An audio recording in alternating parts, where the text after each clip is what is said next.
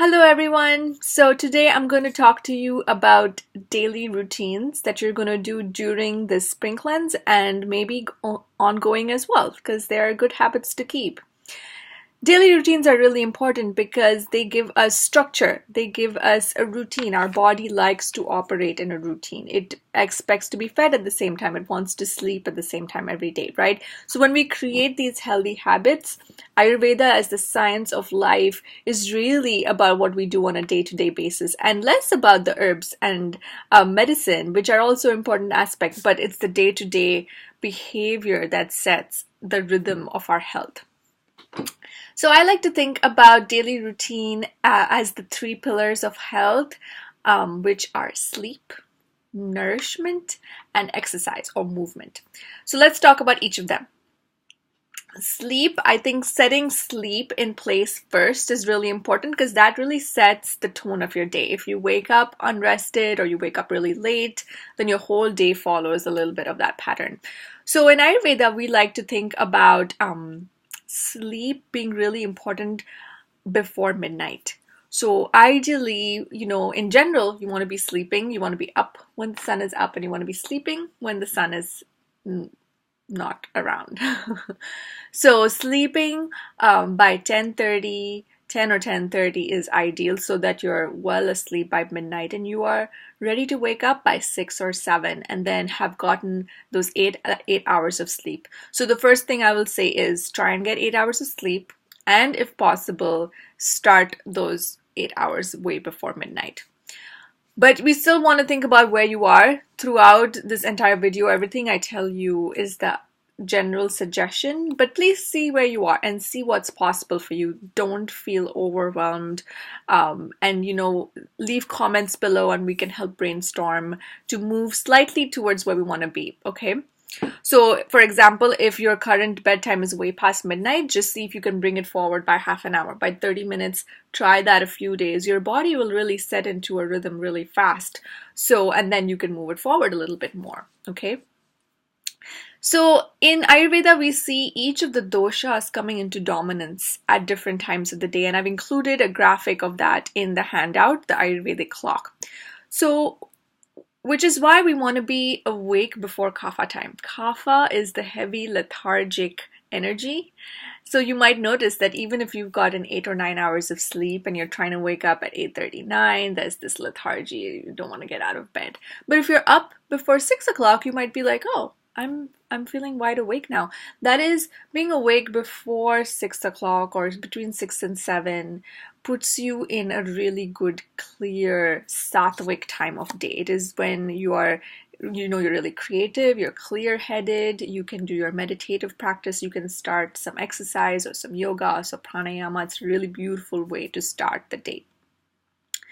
Okay, so that's about sleep, getting 8 hours of sleep, trying to sleep before midnight. If you have issues with sleep, there's a few things we can suggest. Rubbing your feet with warm oil is really wonderful. Even the top of your head, having a cup of warm water with turmeric, warm milk with turmeric or chamomile tea, etc.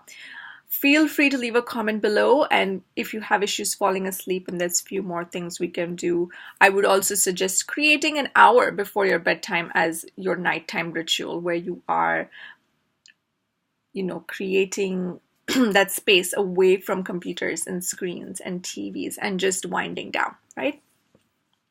Okay, moving on to the second pillar of health, nourishment.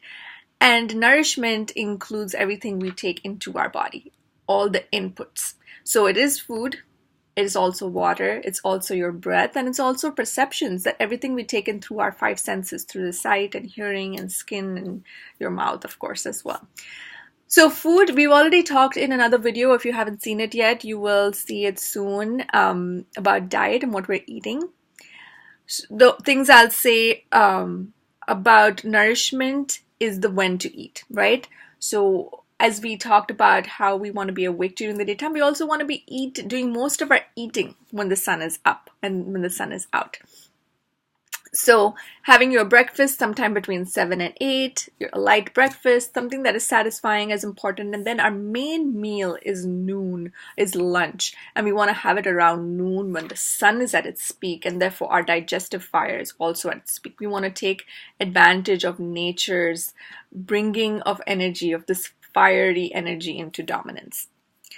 So that's when we want to have our largest meal, lunch, and then your dinner time again, about 6 or 7. We want to have dinner at least 3 to 4 hours before bedtime. So if you're shooting for 10:30, we want to be done by 6:37 at the latest.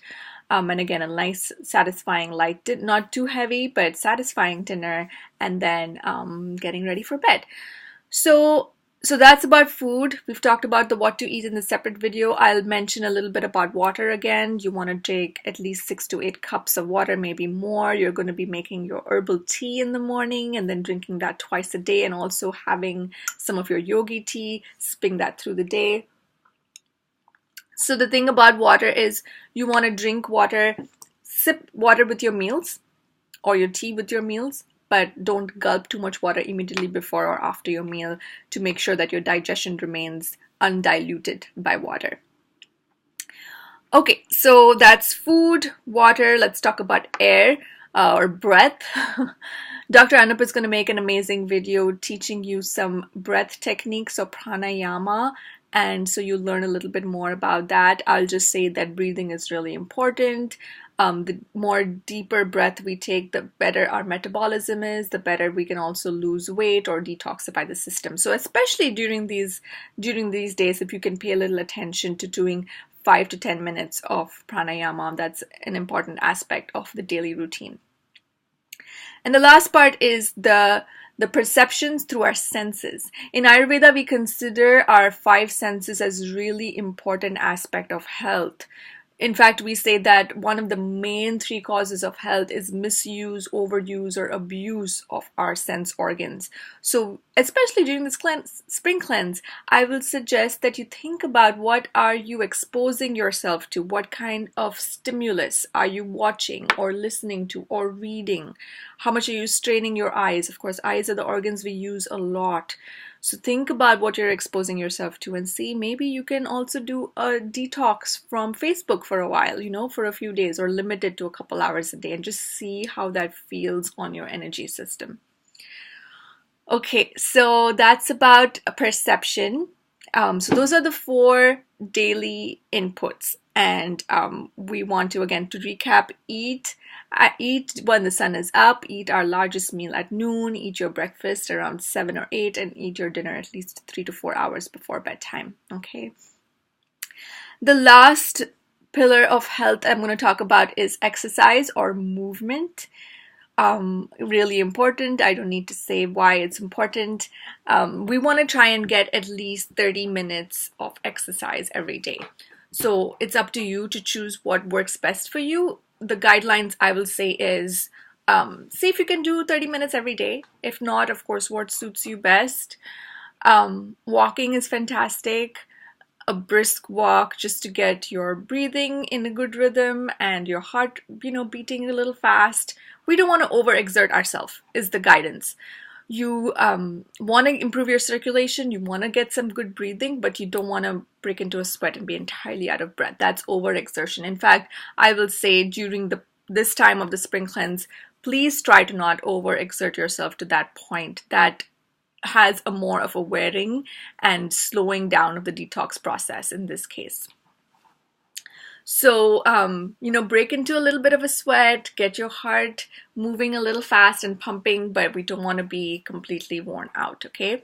Yoga is, of course, fantastic. I highly recommend sun salutations, doing 3 rounds a day, in the morning or in the evening as suits you, as a fantastic form of exercise during this cleanse. You can also, if you go to the gym or do some interval training, I think we have included some graphics about some exercises in the handout as well, and feel free to post any questions in the comments below. So that's the 3 pillars of health. Exercise is the one that you can kind of squeeze in the day as suits for you. I would just say don't do too much overheating exercise in the middle of the day, right? Don't go for a run in the peak of the day. That is a little bit too taxing on the system. But other than that, whenever suits you, it's a little bit of flexibility. So the other things that you're going to be doing as part of the spring cleanse specifically are you're going to be making your herbal tea decoction, and there's directions and instructions for that in the handout. You're going to be making that in the morning. Hopefully you're going to be cooking at least a couple times a week, if not every day. And you're also going to be doing a self-massage. So you've probably received a bottle like this, that is custom made for you. So what I would do is, if possible, when you're going to do the self abhyanga, warm it up. I invested in a baby food warmer, and I have a little cup that contains my oil, and so I use that for my massage at home. And I will just be somewhere warm so I'm not feeling cold and my body is open and relaxed. And then I take a little bit of oil and just really start from head all the way down to my feet. I do long strokes, circular strokes. The idea of this is to let the body soak in the oil, absorb the oil, but also the act of touching yourself is a way of self-love, and it's really important. Abhyanga is a powerful, rejuvenative, detoxifying, and soothing process for all the tissues, for the blood, for the muscles, for the skin, and also for the mind. So see how you feel after you do this. You might even find yourself getting a good night's sleep. So you're going to apply the oil, keep it on maybe 10 minutes. You can do some exercises or some breathing while you're letting the oil soak, and then go have a nice warm shower and just rinse it off. The warm shower allows the oil to soak in a little bit, but the water will also wash it off. And then you're good to go. So that's the daily rituals, the daily routine for the spring cleanse. You're going to also be drinking your teas, the detox tea, as well as the other powder tea that Dr. Anup has mixed up for you. If you have any questions, please leave a comment below, and we will address each of those. So thanks for listening. Talk to you soon. Bye.